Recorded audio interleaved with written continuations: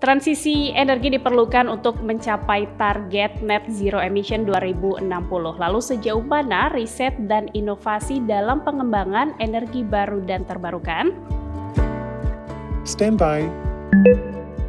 On the record.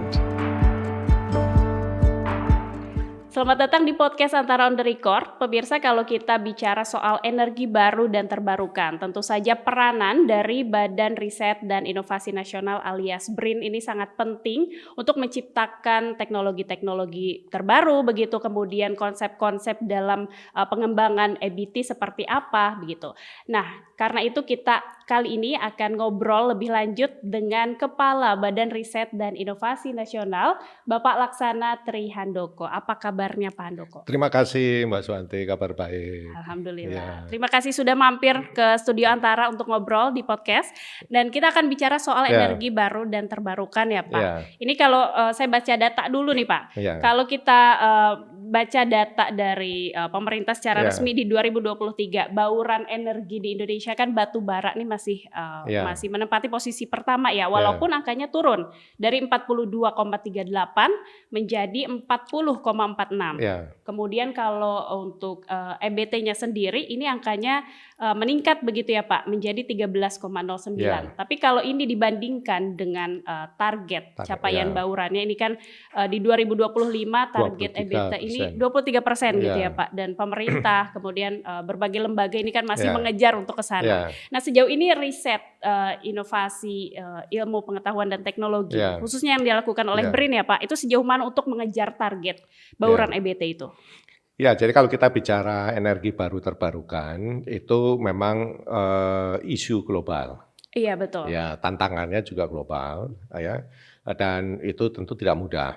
Itu membutuhkan tidak hanya upaya, tetapi upaya dari sisi pemerintah, dari sisi manajemen energi dan sebagainya, tapi tentu terobosan teknologi.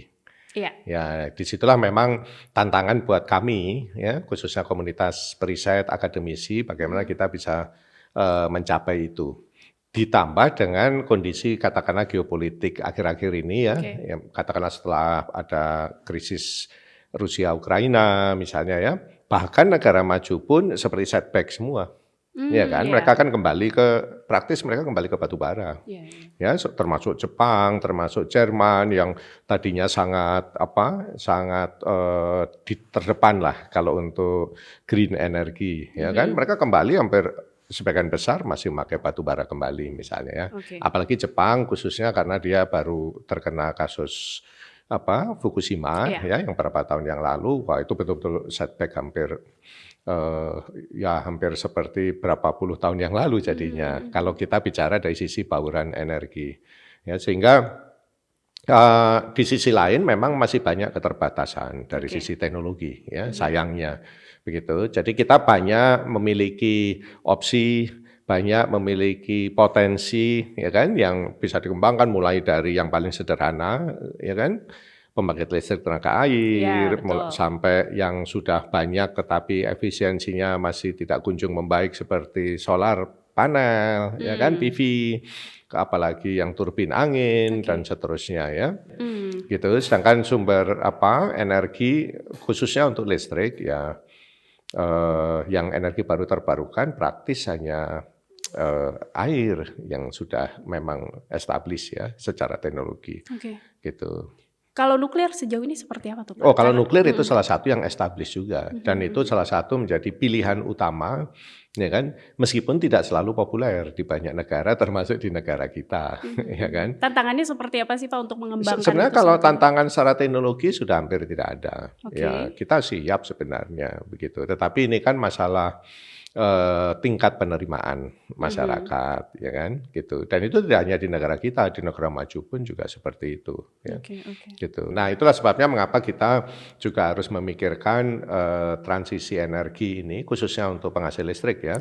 Itu yang intermediate term. Jadi misalnya bagaimana kita tetap pakai batu bara, tetapi membuatnya lebih clean. Misalnya. Dan bisa itu dilakukan sebetulnya? Ya, secara teknologi bisa. Ya, misalnya kita tambahkan biomasa.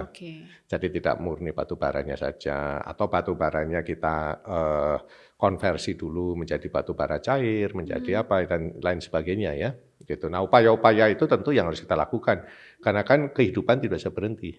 Betul.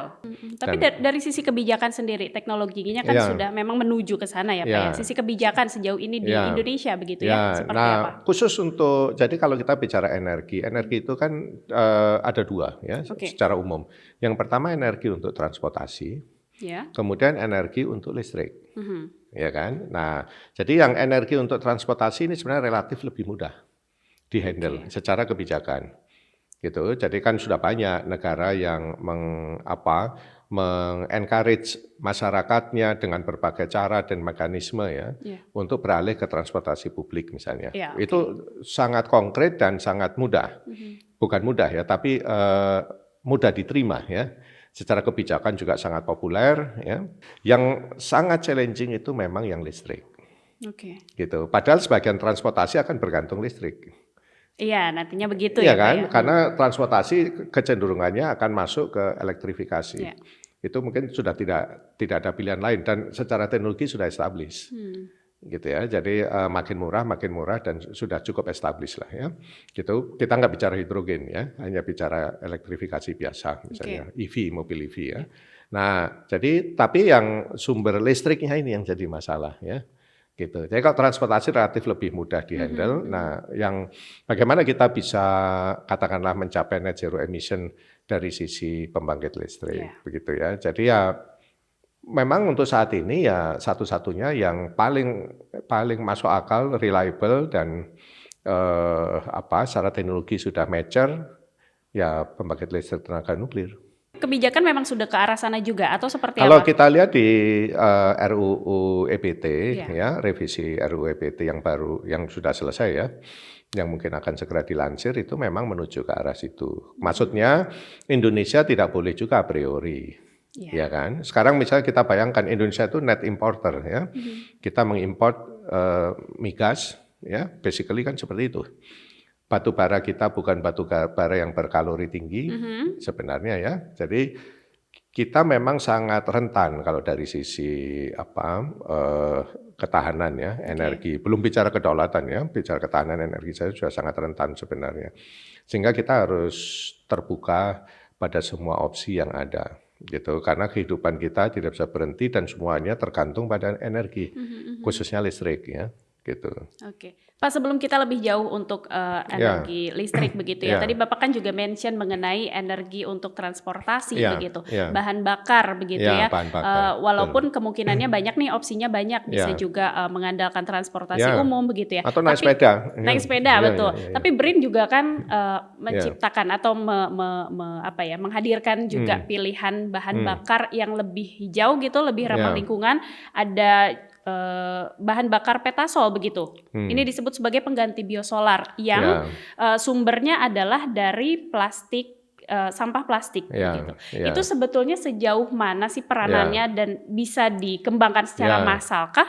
Ya, jadi kalau kita bicara pengganti bahan bakar ya, bahan bakar untuk transportasi gitu, itu memang banyak opsi ya kan, yang mulai dari yang di luar minyak bumi ya, itu bisa dari nabati ya kan, nabati, mau biosolar, mau pokoknya biofuel lah ya, itu bisa dari CPO ya, kelapa sawit, bisa juga dari sorghum, dari jagung, bahkan ya bioetanol dan seterusnya, bisa macam-macam sebenarnya, banyak alternatifnya. Dan kita punya sumber daya yang besar untuk itu, Pak. Persis, ya. Meskipun untuk kita menuju ke sana tentu diperlukan perencanaan yang cukup matang, ya kan? Karena kita juga tahu bahwa sebagian itu adalah bahan pangan, ya kan? Bagaimana kenapa kita misalnya memikirkan sorghum juga, ya kan? Karena sorghum itu bukan bahan pangan utama lah ya, minimal misalnya.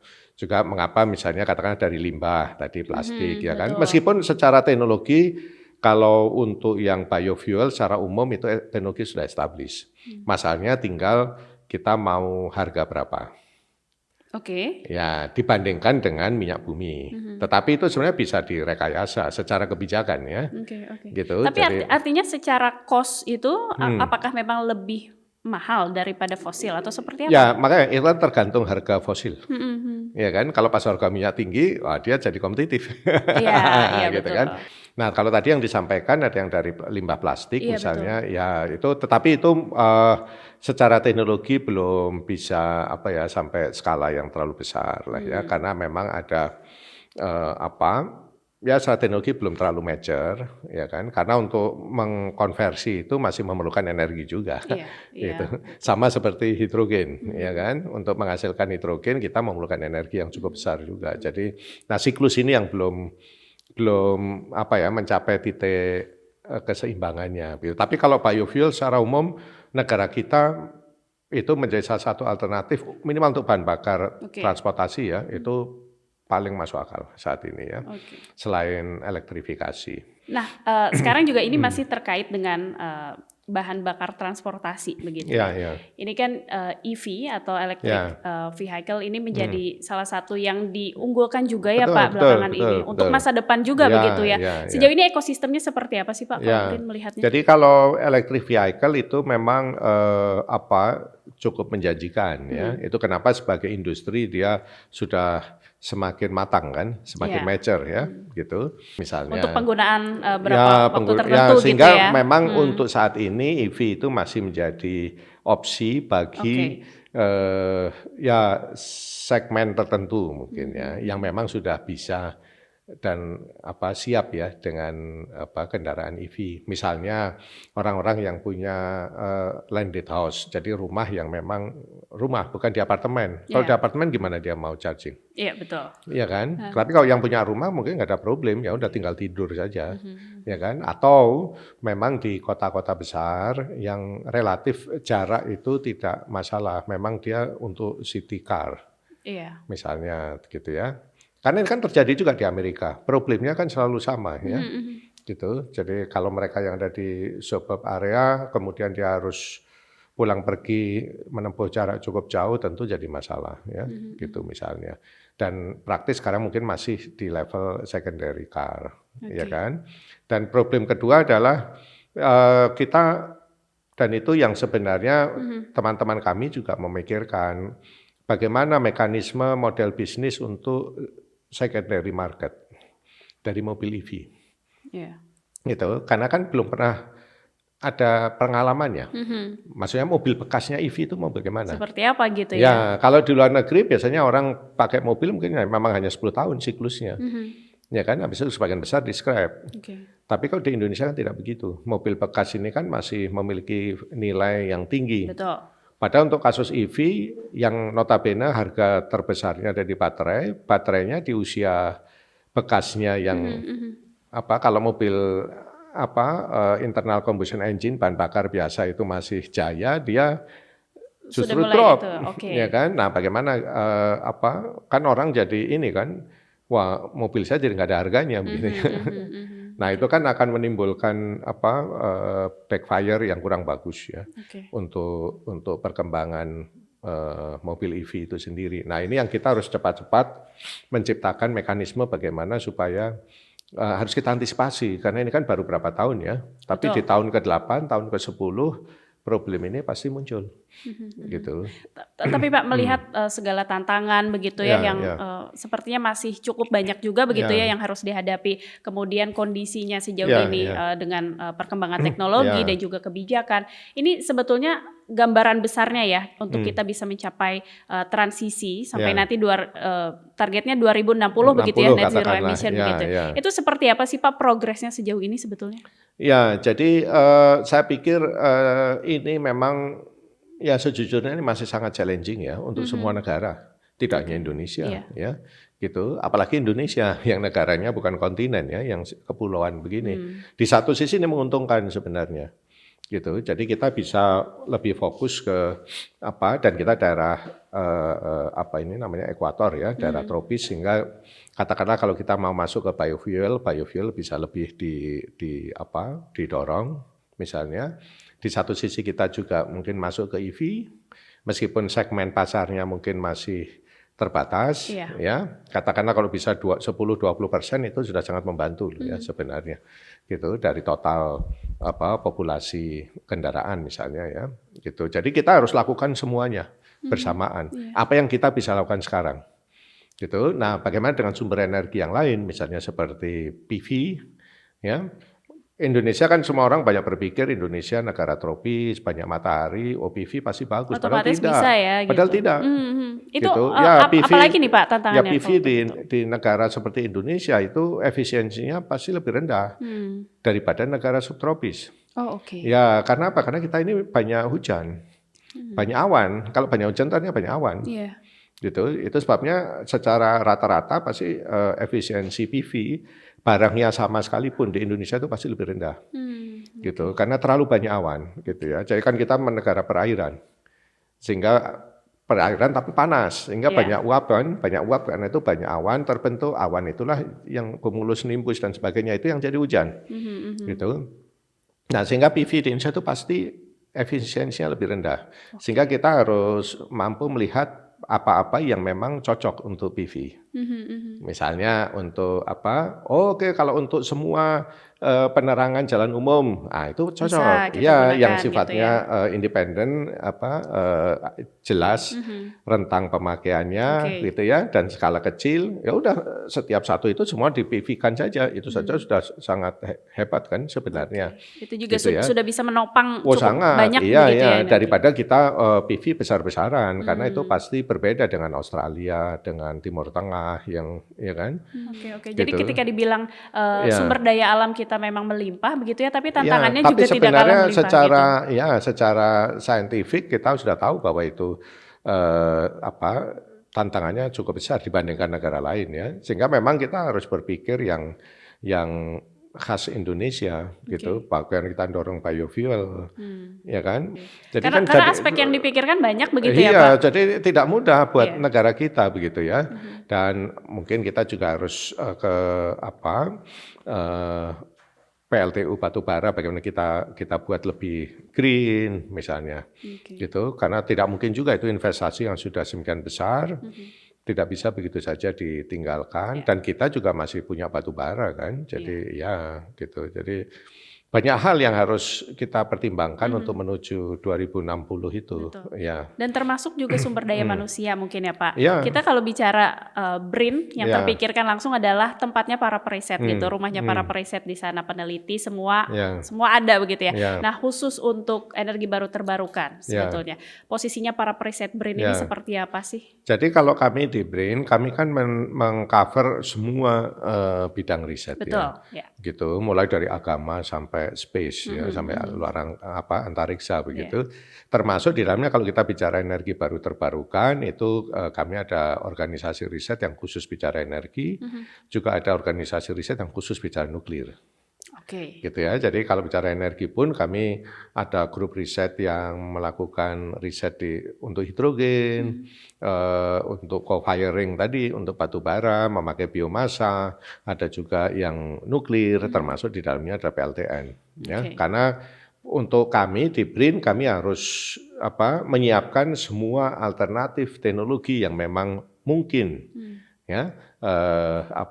bisa dipakai dan menjadi solusi ya bagi masalah di bangsa kita ini, kapanpun itu akan diperlukan.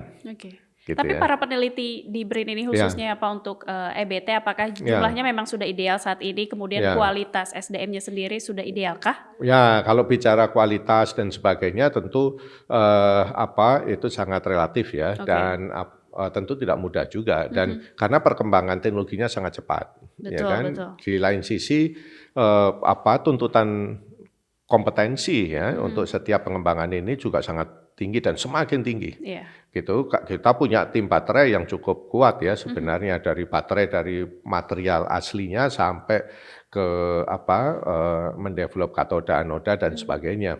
Dan itu salah satu bidang riset yang paling hot di dunia kan saat ini.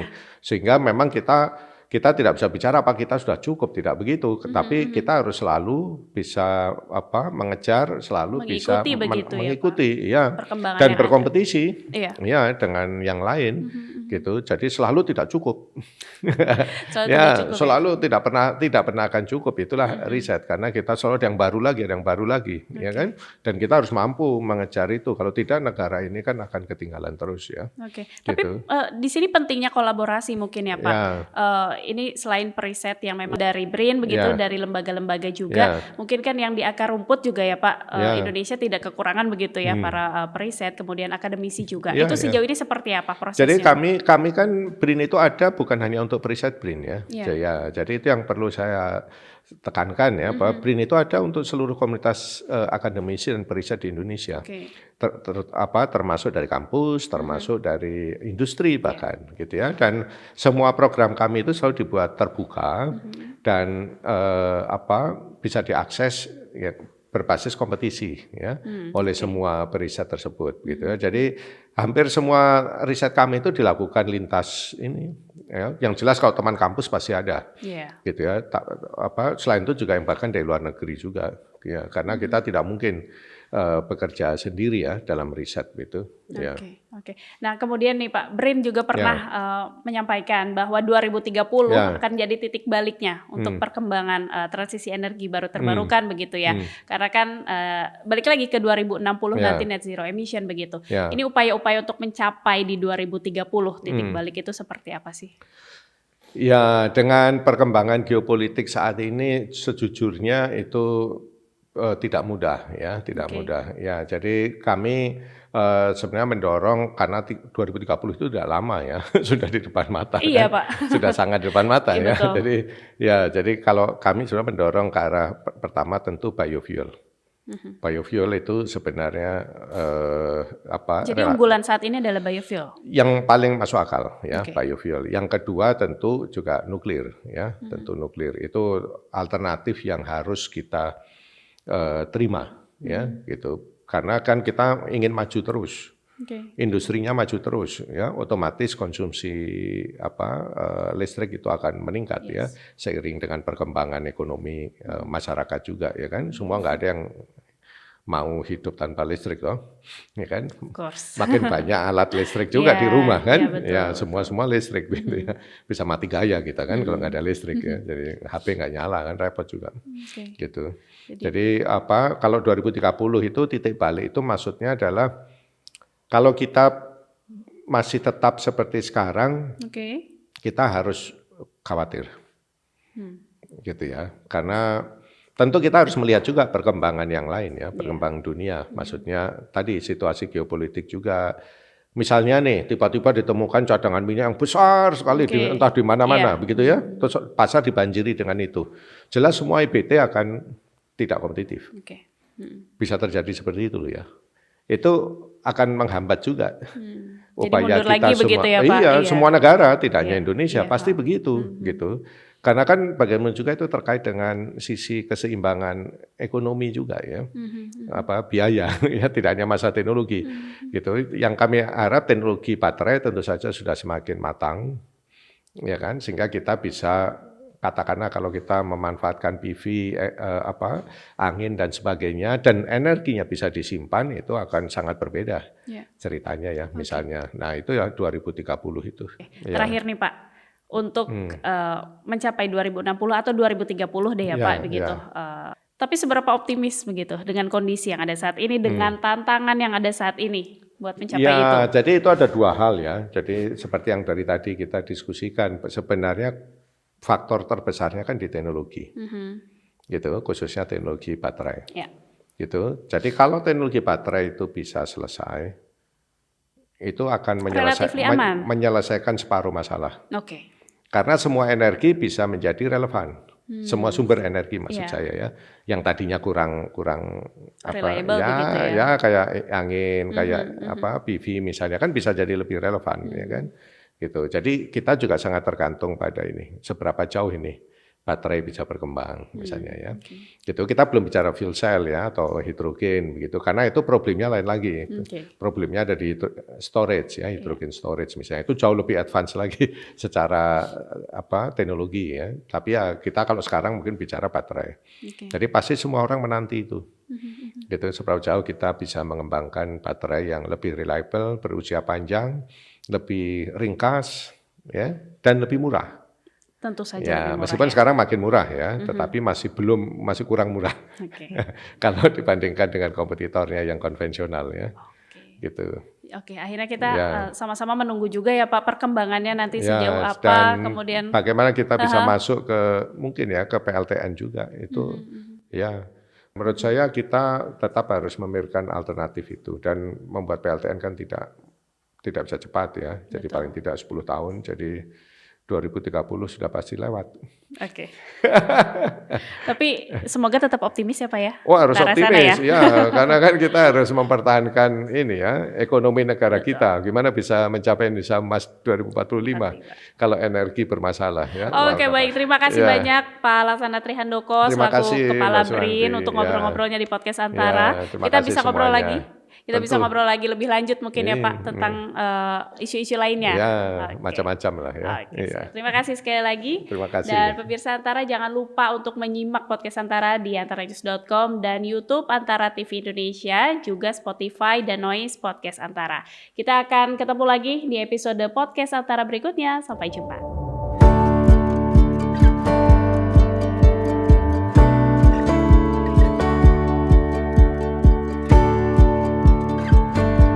Stand by on the record.